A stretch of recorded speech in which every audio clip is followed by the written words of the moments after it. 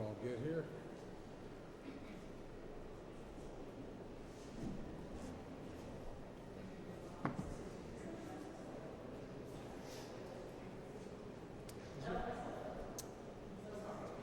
Hi, I'm Congressman Tom Cole of the 4th District of Oklahoma. I'm the vice-ranking member of the Appropriations Committee and the ranking member on the subcommittee on Labor, Health and Human Services and Education.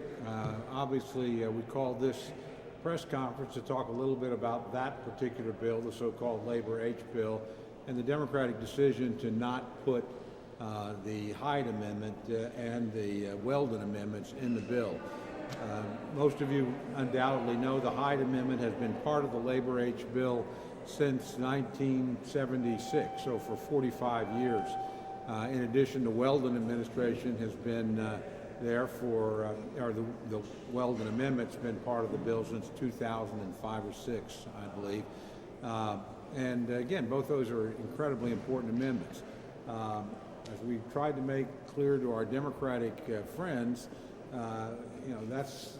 this is a real red line for the Republican conference. If you take out the Hyde Amendment, which of course prohibits federal funding of abortion, except in very limited cases, if you take out the conscience protection offered by the Weldon Amendment, Republicans will simply not vote for the bill. There's no negotiation here. There's no compromise here. And again, it was a Democratic decision to upset what had been a compromise between the two parties that had stood the test of time for 45 years. So we regard it as a really egregious overreach by the Democrats and one that we're prepared to resist. And we reminded our colleagues that if we do not come to a deal, we'll end up with a continuing resolution. What that effectively means, if you're a Democrat, is you're going to end up with President Trump's last negotiated budget with a Republican Senate, a Republican President, a Democratic House. Surely a Democratic President and a Democratic Senate and a Democratic House would want to do something a little bit different. We're prepared to work with our friends on that. We're not prepared ever to abandon either the Hyde Amendment or the Weldon Amendments here. Those are absolute deal breakers for us. And again, our friends are going to have to come to grips with that. There's lots of other areas we can work on here. There's other things we're concerned about in the bill. But if you notice, there were very few amendments today, partly because we really wanted to make the point apparent to our friends that this was really a deal-breaking move. With that, let me call up my good friend, Dr. Harris, who's also a member of the Labor H Subcommittee, but more importantly for our purposes here, not only is, of course, a medical professional, but is a chair of the Republican Pro-Life Caucus. Thank you very, very much.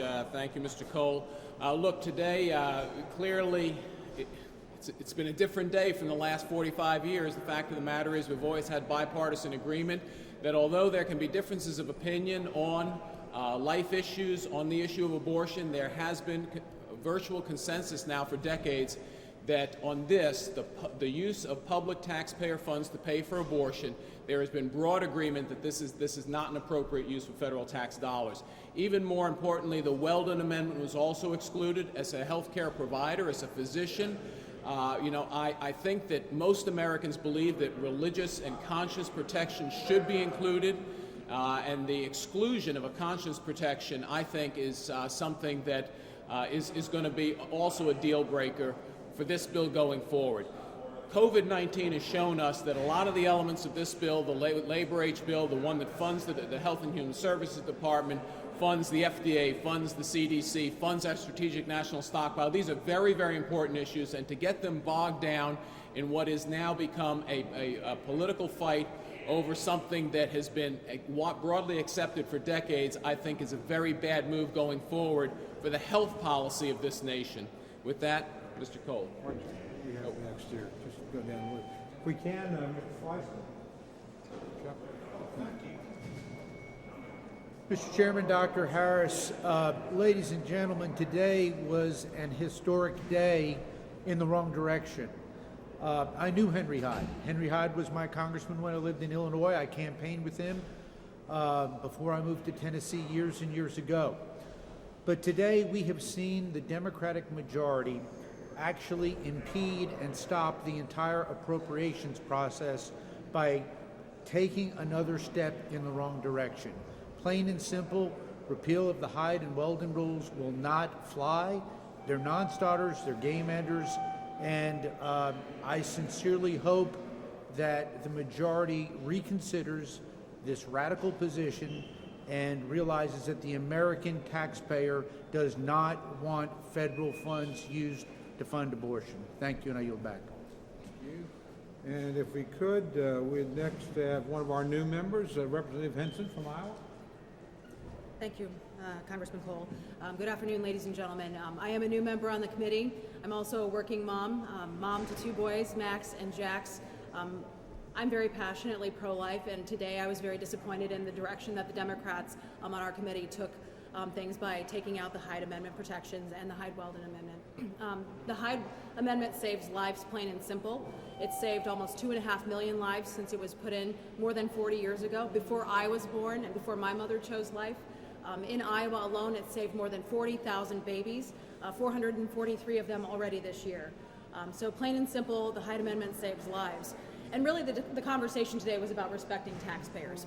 It wasn't about a woman's choice, it was about whether or not taxpayers should pay for abortions. And overwhelmingly, taxpayers don't believe they should. So what this showed me today was that the conversation in there was completely out of touch with the conversations that are happening at kitchen tables, not only in Iowa, but across the country, where people are working hard or they're out of work. They're caring for loved ones coming out of a pandemic, and now they're being told, we know you're opposed to abortion, but we're going to make you pay for it anyway. So I'm disappointed in the decision today. I will keep fighting to make sure the Hyde Amendment provisions are added back into any final product that we put out of this Congress, because I think it's fundamentally about a respect issue for the hardworking taxpayers of this country. Thank you. And next I'd call another one of our members, Mr. Fortenberry, up from Nebraska. Let me thank my good friend, Congressman Tom Cole of Oklahoma, for leading today's important amendment and discussion. We really do live in an age of contradiction. This is an age of contradiction. We want tolerance for all peoples. We want inclusivity. And we call out and cry out for justice, but we leave one group of persons behind, expectant mothers and their preborn children. Now, you've heard this statistic over and over again. This amendment today was about not providing taxpayer money to pay for abortion. 60% of Americans agree with that. Even Americans who do not ascribe to a pro-life perspective, like we all do, still agree that no taxpayer money should be used for the provision of abortion. Most Americans, therefore, are saying we should respect one another's individual beliefs. We should respect one another's rights of conscience. We should respect one another's values. That's why this discussion was so important today, and it breaks all of our hearts that we did not win this, but moving forward we intend to stay dug in and to fight to the end for this most important provision that protects a deeply held reasoned beliefs of the majority of Americans. Okay, let me next call up any additional members that might want to speak, but I particularly want to ask Mr. Rogers, because I think our former chairman of the full committee knows something about passing a bill. So he might be the nice guy to kind of bat clean up here, and then anybody else after that, after the chairman's done, please feel free to come to the podium. Thank you, Tom. The short-term result of what we just did in full committee markup is kill this bill. With this provision left out of this bill, it can't pass the Congress.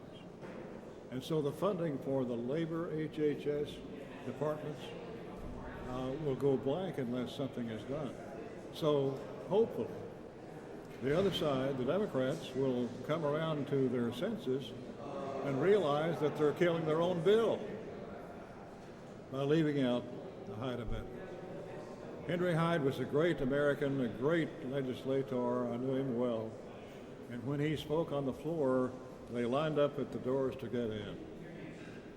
Mainly because of his position, the moral position that he led us in, was to protect life.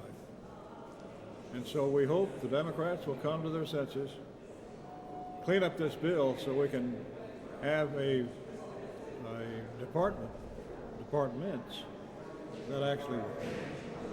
I thank you.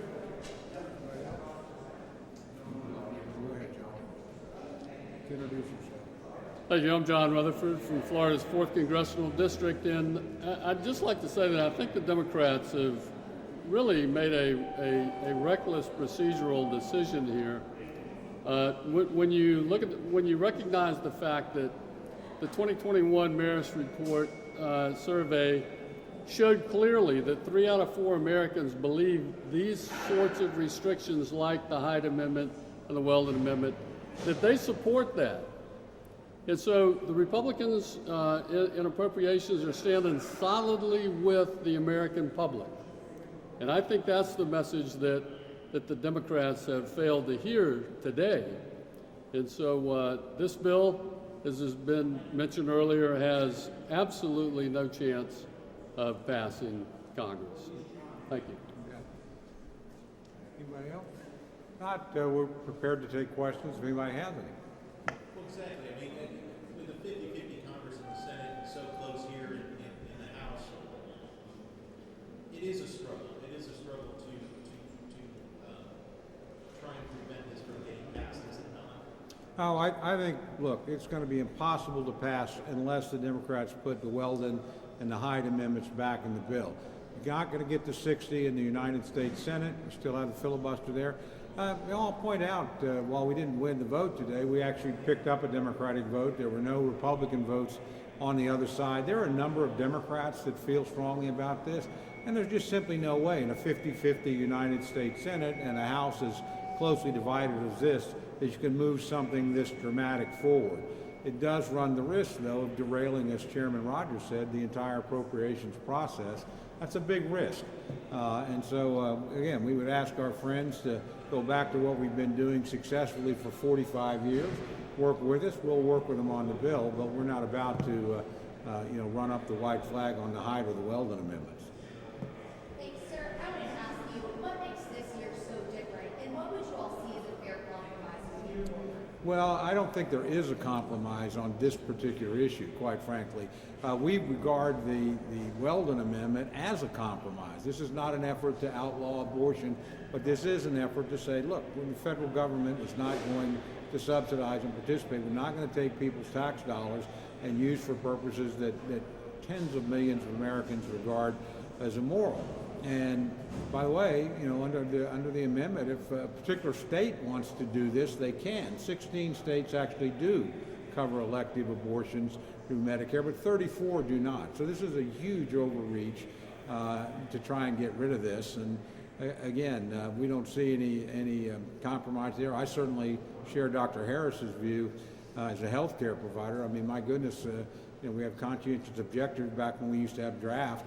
There are certain things we don't make you do if you have a moral occasion. I can't imagine anything more egregious violation of somebody that forced them to participate in abortion if they had a deep moral objection against that procedure. So again, we think we're on the high ground here in terms of being on the right side of the issue, but also politically. I mean, the numbers just simply don't add up. So the quicker we can dispose of this and the Democrats sort of come back to their senses and restore, again, language that's been traditional in this bill, better off we'll be the quicker we can move on appropriations. If they persist in this, again, we're going to get to September 30th. We're going to have a continuing resolution. We'll get to the end of the year. We'll have a continuing resolution.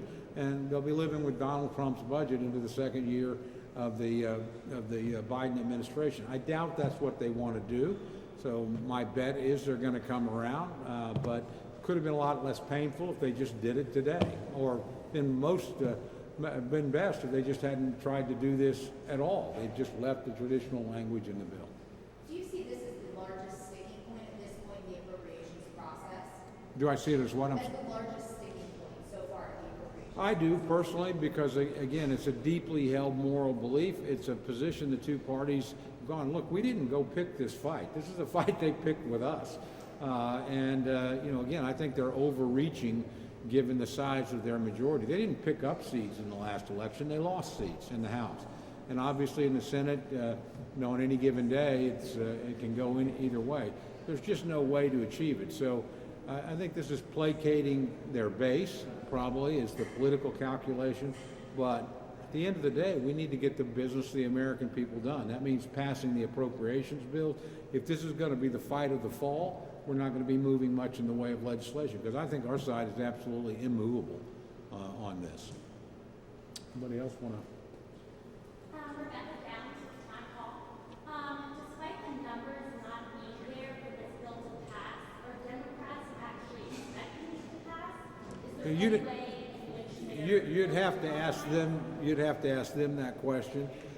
Look, I think they have every right to make an argument. They have every right to advance what they want. But we needed to make it crystal clear to them that this is not. There's not a crack on our side. There's not an inch of movement here, and we want them to understand that. And we hope they do. Again, I understand they've got pressure from some people in their base, but we see this as a big moral issue. And again, we see it as the essence of the system that's worked fairly well for 45 years. They're the ones upsetting the apple cart here. They're the ones coming in after the fact in an election where they lost ground in the House, have the narrowest possible majority in the United States Senate, and say, we're going to change something that's been this way for 45 years.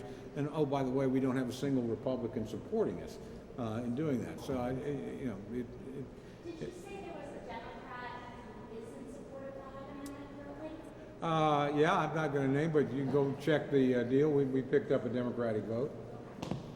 Can you reiterate again for the American people that if the Democrats don't come to their senses on the 15th or in the September, then we could go back to the previous administration's? Oh, well, of course, we're operating under that budget now, and that's exactly what will happen. Again, unless Democrats abandon this position, sit down and bargain with us in good faith, they run the risk of ending up with a continuing resolution, so-called CR. That simply means we continue to do the things that we did last year. And I will tell you, as an appropriator, that's not something my fellow appropriators want to do. We're willing to sit down and work with people. We understand they have priorities. We think there's some urgent things that need to be done. There's some areas of agreement in the bill, but we're not surrendering on Hyde. So again, if the Democrats can make the decision, if they want to live with Donald Trump's last negotiated budget, that's up to them. That'd be pretty popular with some of our guys. I would just tell you, those appropriators, guys that think we need to increase defense spending. We have, every year you have to move around. I'm actually supportive of some things the president wants to do at the National Institute of Health, the Center for Disease Control. There are things we can do together, but this is a fight that will keep us from working together.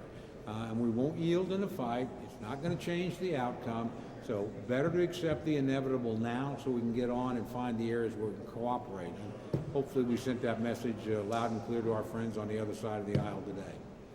Thank you, sir. You bet. Anybody got anything else? Okay. Thank you, guys. Appreciate it. Aaron, you summed it up as perfect. Yeah.